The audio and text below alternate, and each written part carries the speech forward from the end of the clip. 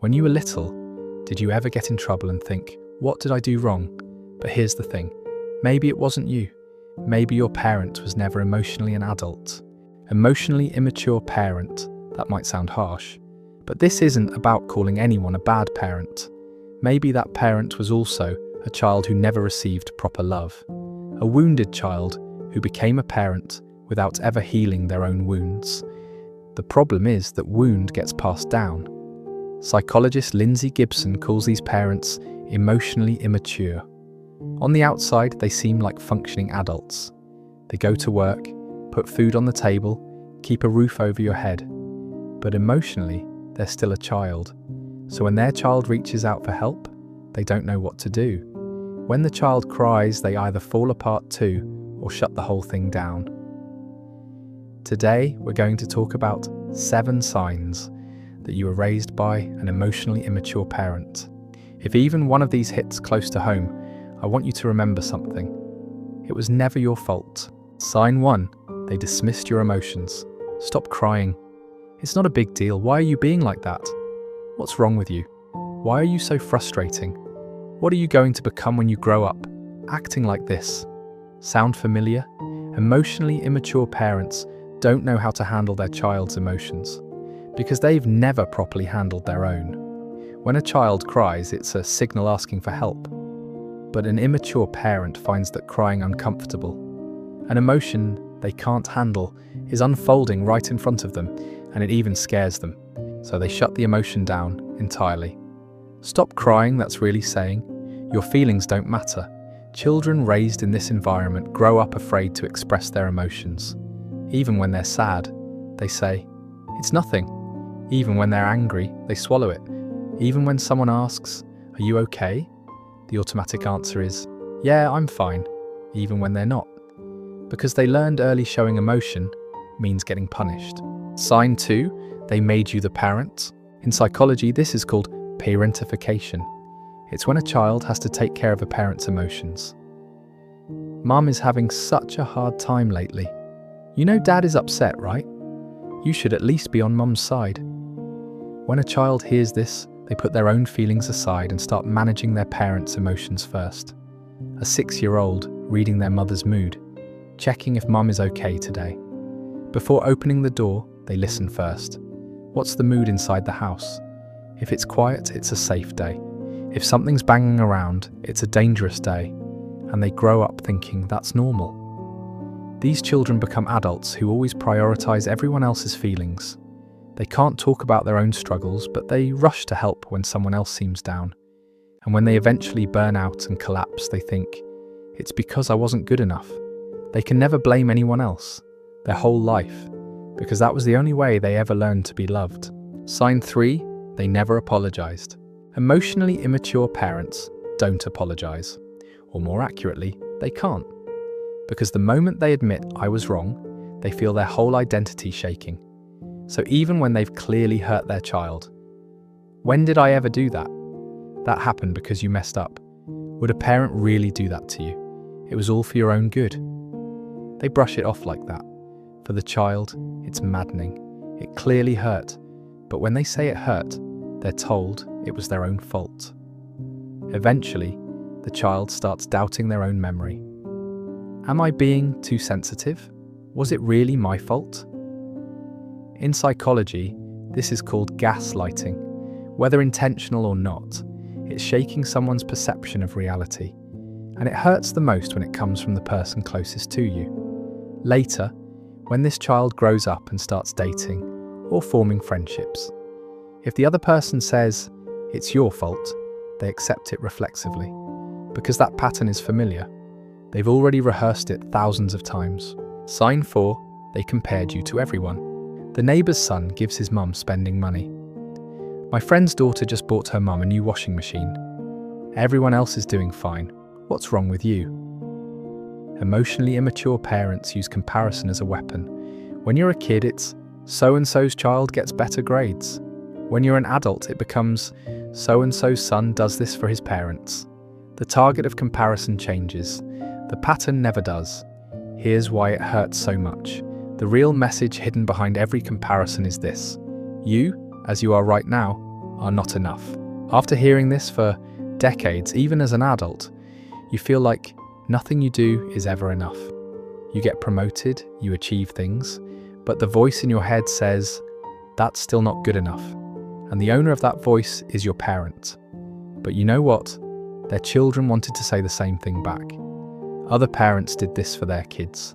Other parents did that. If the child stays silent despite all of that, they're enduring it for their parent. They're enduring it, not because they don't feel it, but because they love their parent. And that's exactly why it hurts even more. Sign 5. They ignored your achievements. You came home from school with an award, second place in a writing contest. You ran inside, so excited to show it. Who did you copy that from? That one sentence, it collapses a child's entire world. Emotionally immature parents have no interest in their child's achievements, or they simply don't know how to acknowledge them. Maybe they were never acknowledged themselves, so the words, "I'm proud of you," just can't come out of their mouth. But for a child, the reason doesn't matter. Only one thing matters to a child. Did this person see what I worked so hard for? If they didn't, the child learns this. Nothing I do matters. When this becomes a core belief, starting anything feels terrifying, even as an adult, because their body already remembers, even if they succeed, no one will care. So some people, even after doing something well, they downplay it themselves. It's nothing. I just got lucky, because they learned it young, that if they feel joy, that joy will be dismissed. Better to cut yourself down first, so when someone else does it, it hurts a little less. Sign 6. They weren't there until they hit you. Some parents don't hit. They don't yell. They're just not there. They have no interest in what their child did at school, how they're feeling today.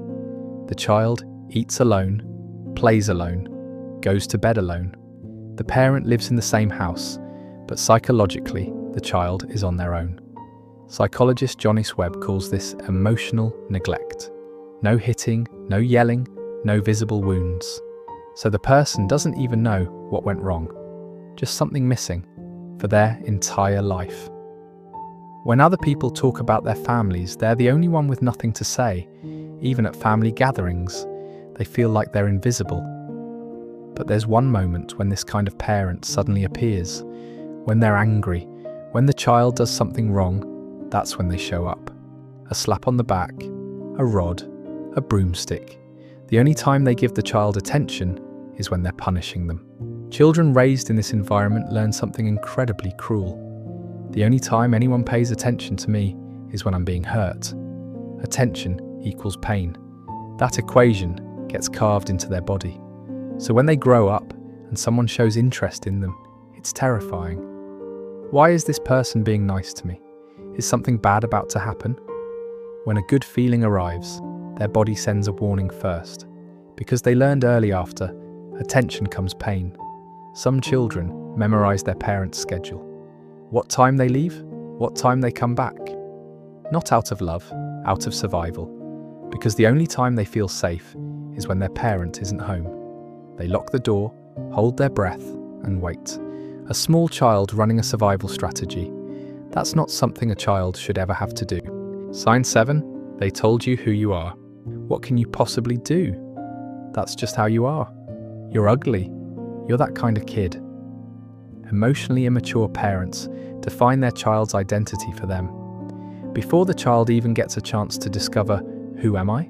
The parent slaps a label on them first. You're slow. You're hopeless. You can't do anything.